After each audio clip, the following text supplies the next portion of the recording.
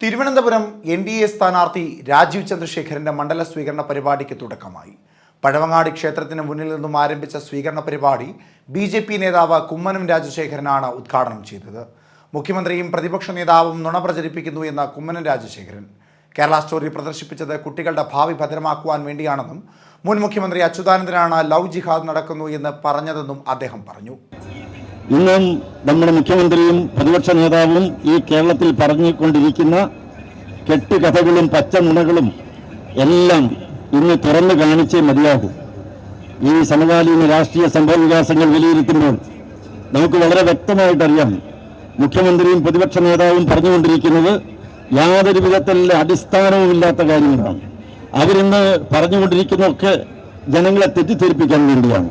നമുക്കറിയാമല്ലോ, ഈ കഴിഞ്ഞ 2 ദിവസമായിട്ടുള്ള വിവാദം, ഒരു കേരള സ്റ്റോറി എന്ന് പറയുന്ന ഒരു സിനിമ കാണിക്കാൻ ഇടുക്കി രൂപത തയ്യാറാവുകയും അതേ തുടർന്ന് പല ക്രൈസ്തവ രൂപതകളും അത് ഏറ്റുപിടിച്ചുകൊണ്ട് അവിടെയെല്ലാം കുട്ടികളിൽ അവബോധമുണ്ടാക്കാൻ, കേരളത്തിൽ കുട്ടികളുടെ ഭാവി കെട്ടിപ്പടുക്കാൻ, യഥാർത്ഥ ശരിയായ രീതിയിലുള്ള ദിശാബോധം ലഭിക്കാൻ അവർ കേരള സ്റ്റോറി എന്ന സിനിമ കാണിക്കുമ്പോൾ നമ്മുടെ മുഖ്യമന്ത്രി പറയുന്നത് എന്താണ്?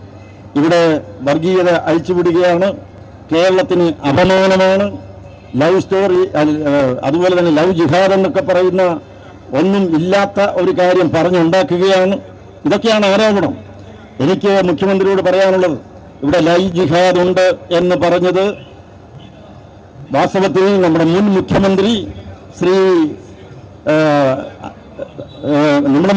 മുഖ്യമന്ത്രി തന്നെയാണ് ഇവിടെ പറഞ്ഞിട്ടുള്ളത്. അച്യുതാനന്ദൻ പല പ്രാവശ്യം വളരെ വ്യക്തമാക്കിയിട്ടുള്ള കാര്യമാണ്. ഇവിടെ പ്രണയം നടിച്ച് പല യുവതികളെയും വഴിതെറ്റിച്ച് ഇവിടെ ലവ് ജിഹാദ് നടക്കുന്നു എന്നുള്ള യാഥാർത്ഥ്യം അച്യുതാനന്ദൻ തന്നെ പറഞ്ഞിട്ടുള്ളൊരു കാര്യമാണ്. വളരെ നാളുകൾക്ക് മുമ്പ് പറഞ്ഞിട്ടുള്ളൊരു കാര്യമാണ്. അത് മാത്രമേ ഈ ലവ് സ്റ്റോറി എന്ന് പറയുന്ന സിനിമയിൽ കാണിക്കുന്നുള്ളൂ, മറ്റൊന്നും പറയുന്നില്ല. ഇവിടുത്തെ യുവതികളെ വഴിതെറ്റിക്കുന്ന വിധത്തിൽ പ്രണയത്തെ ദുരുപയോഗപ്പെടുത്തുന്ന നടപടിക്കെതിരെ ഒരു മനസാക്ഷി ഉണർത്തുന്ന, ഈ കേരളത്തിൽ നടമാടുന്ന ഒരു ചീഞ്ഞു നാറിയ സാമൂഹ്യ വ്യവസ്ഥിതിയെ തുറന്നു കാണിക്കുന്ന ഒരു ചിത്രം പ്രദർശിപ്പിക്കുമ്പോൾ എന്തിനാണ് അപമാനം എന്ന് പറയുന്നത്? എനിക്ക് മുഖ്യമന്ത്രിയോട് പറയാനുള്ളത്, നമ്മുടെ നാടിന്റെ അപമാനം എന്ന് പറയുന്നത് ബോംബുണ്ടാക്കലും ഇവിടുത്തെ സംഘർഷമുണ്ടാക്കി സംഘട്ടനമുണ്ടാക്കി രാഷ്ട്രീയ മുതലെടുപ്പ് നടത്താൻ വേണ്ടി ശ്രമിച്ചുകൊണ്ടിരിക്കുന്നതാണ് ഈ നാടിന്റെ അപമാനം. അതുപോലെ പഠിക്കുന്ന ഒരു വിദ്യാർത്ഥിയെ കോളേജിൽ 3 ദിവസം നിഷ്ഠുരമായി മർദ്ദിച്ച് വെള്ളം കൊടുക്കാതെ, ആഹാരം കൊടുക്കാതെ, അതിനിഷ്ഠുരമായി മൃഗീയമായി സമാനതകളില്ലാത്ത വിധത്തിൽ ഈ മർദ്ദിച്ച് അവശനാക്കി കൊല്ലി കെട്ടിത്തൂക്കിയിട്ടതാണ് ഈ കേരളത്തിന് അപമാനം എന്ന് പറയാൻ ഈ കേരളത്തിലെ ജനങ്ങൾ തയ്യാറാകും. മത്സരമാണെന്ന് കരുതിയാണ് വന്നത്.